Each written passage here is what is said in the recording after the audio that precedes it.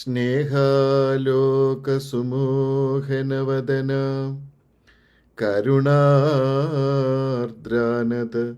നയനാം രമ്യാം ശ്രിതജനപാലന വ്യഗ്രാം സൗമ്യാം അമൃതാനന്ദമയീം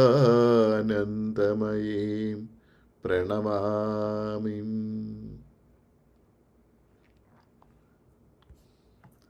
ഓം അമൃതേശ്വരിയെ നമഃ. അമ്മയുടെ എല്ലാ ഓമന മക്കൾക്കും ഇവൻ്റെ പ്രണാമങ്ങൾ, ദീപാവലി ആശംസകൾ. ഇന്ന് ദീപാവലി ദിവസമാണ്. ലോകം മുഴുവനുമുള്ള ഭാരതീയർ ദീപാവലി ആഘോഷിക്കുകയാണ്. ഇവിടെ ജപ്പാനിലും ദീപാവലി ആഘോഷം തുടങ്ങിക്കഴിഞ്ഞു.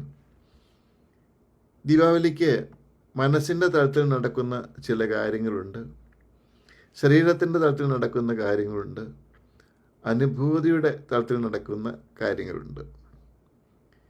ഈശ്വര ചൈതന്യം അരൂപമായതുകൊണ്ട് ദർശിക്കാവുന്ന ആദ്യത്തെ രൂപം അഗ്നിയാണ്.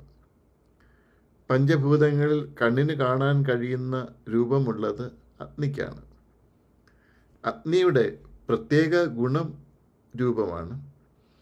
ഊർജത്തെ അഥവാ ചൈതന്യത്തെ നമുക്ക് കാണാവുന്ന വിധത്തിൽ, സങ്കല്പിക്കാവുന്ന വിധത്തിൽ രൂപപ്പെടുത്തിയതാണ് അഗ്നി. വാസ്തവത്തിൽ അഗ്നിക്ക് രൂപമില്ല, പക്ഷേ അഗ്നിയെ കാണാൻ പറ്റും. അഗ്നിയോട് ചേരുന്നതെല്ലാം അരൂപമാവുകയും ചെയ്യും, അഗ്നിയാവുകയും ചെയ്യും. അഗ്നിക്ക് ഒരു പ്രത്യേകതയുണ്ട്, അതെപ്പോഴും മുകളിലേക്ക് ജ്വലിക്കുകയുള്ളൂ, താഴോട്ട് പതിക്കുകയില്ല. മുകളിലേക്ക് മാത്രമായിരിക്കും അതിൻ്റെ പ്രയാണം. ജലത്തിൻ്റെ പ്രയാണം എപ്പോഴും താഴോട്ടായിരിക്കും. അതുപോലെ സാധാരണ മനുഷ്യൻ്റെ മനസ്സൊഴുകുന്നത് താഴത്തെ തലങ്ങളിലേക്കാണ്. പക്ഷേ അനുഷ്ഠാനങ്ങളിലൂടെ, തപസ്സിലൂടെ മനസ്സിനെ ഉയർന്ന തലങ്ങളിലേക്ക് ഉയർത്താൻ സാധിക്കും. അങ്ങനെയുള്ളവർക്ക് ഈശ്വരൻ്റെ ലോകത്തിലെ ദിവ്യാനുഭൂതികൾ നുകരാൻ സാധിക്കും. ഇനി അങ്ങനെയുള്ളവരുമായി, ഈശ്വരാനുഭവം ഉള്ളവരുമായി ഒരുമിച്ചാലോ? വെള്ളവും അഗ്നിയും കൂടി ഫ്രണ്ട്സായാലോ? ഒരു പാത്രത്തിൽ വെള്ളം വെച്ചിട്ട് താഴെ അഗ്നി ജ്വലിപ്പിച്ചാൽ വെള്ളത്തിൻ്റെ താഴോട്ടൊഴുകുന്ന സ്വഭാവം മാറി അത് നീരാവിയായി മുകളിലേക്ക് ഉയരുന്നു. ഇതേപോലെ മഹാത്മാക്കളുടെ സാമീപ്യം കൊണ്ട് താഴോട്ടൊഴുകുന്ന മനുഷ്യ മനസ്സുകൾ വിഷയ വസ്തുക്കളെ വിട്ട് വിശുദ്ധിയുടെ ലോകത്തിലേക്ക് ഉയരുന്നു. അങ്ങനെ ഉയർത്തുന്ന അഗ്നിയാണ് ഈശ്വരൻ. അതുകൊണ്ട് നമ്മൾ അഗ്നിയെ അഗ്നിദേവൻ എന്നാണ് പറയുക. അഗ്നിയിൽ ചൂടുണ്ട്, വെളിച്ചമുണ്ട്. തേജസ്സിൻ്റെയും ഓജസ്സിൻ്റെയും ശക്തിയുടെയും എല്ലാം പ്രതീകമായിട്ട് നമ്മൾ അഗ്നിയെ കാണുന്നു.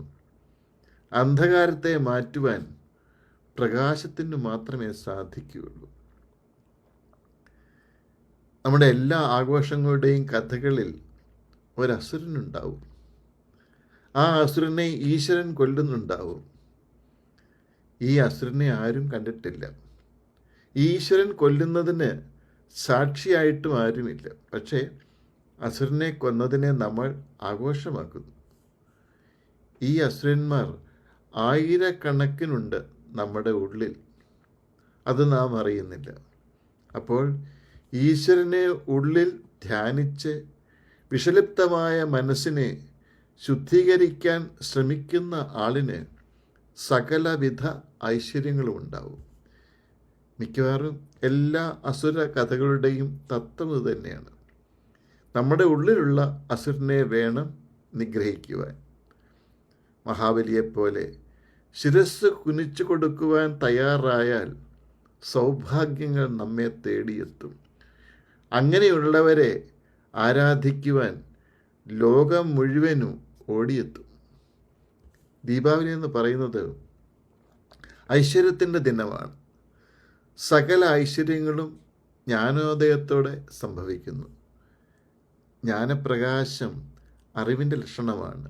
അജ്ഞതയെ മാറ്റാൻ, അന്ധകാരത്തെ മാറ്റാൻ ജ്ഞാനപ്രകാശമാണ് വേണ്ടത്. ആ ജ്ഞാനപ്രകാശത്തിൻ്റെ പ്രതീകമായിട്ടാണ് നാം ദീപത്തെ കാണുന്നത്. ഒരു മുറിയിലെ ഇരുട്ട് എത്ര വർഷങ്ങൾ കൊണ്ടുണ്ടായാലും അപ്രത്യക്ഷമാകുവാൻ നിമിഷങ്ങൾ മാത്രം മതിയാകും. അതേപോലെ അജ്ഞത എത്ര കടുത്തതായാലും ജന്മാന്തരങ്ങൾ കൊണ്ടുണ്ടായതായാലും ഇല്ലാതാക്കുവാൻ ഗുരുവിന് നിമിഷങ്ങൾ മാത്രമേ ആവശ്യമുള്ളൂ. ഗുരുവെന്ന് പറയുമ്പോൾ തന്നെ അന്ധകാരത്തെ മാറ്റുന്ന ആൾ എന്നാണ് അർത്ഥം. അന്ധതയെ ഇല്ലാതാക്കുന്ന ആൾ. അജ്ഞതയാണ് നമ്മുടെ ജീവിതം ദുരിതപൂർണമാക്കുന്നത്. സകലവിധ ദുഃഖങ്ങൾക്കും കാരണം ഈ അജ്ഞതയാണ്.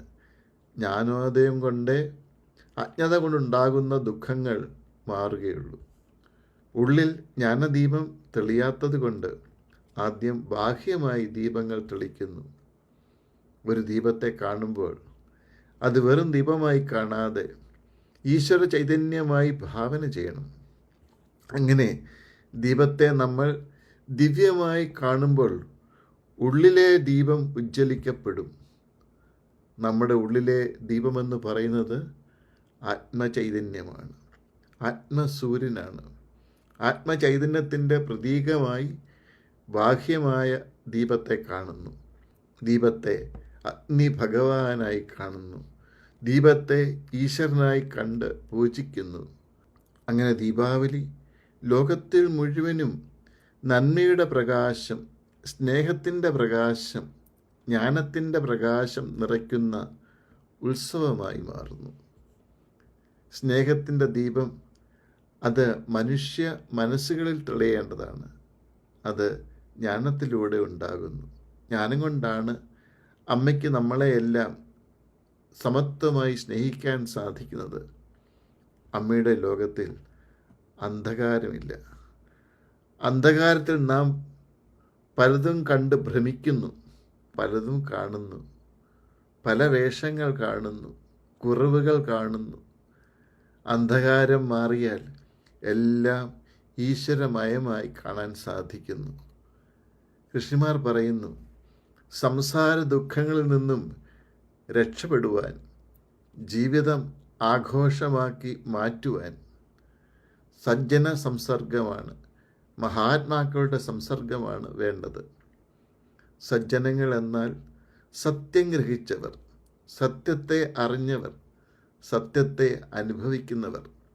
അവർക്ക് മാത്രമേ നമ്മെ നേർവഴിയിൽ നയിക്കാൻ സാധിക്കുകയുള്ളൂ.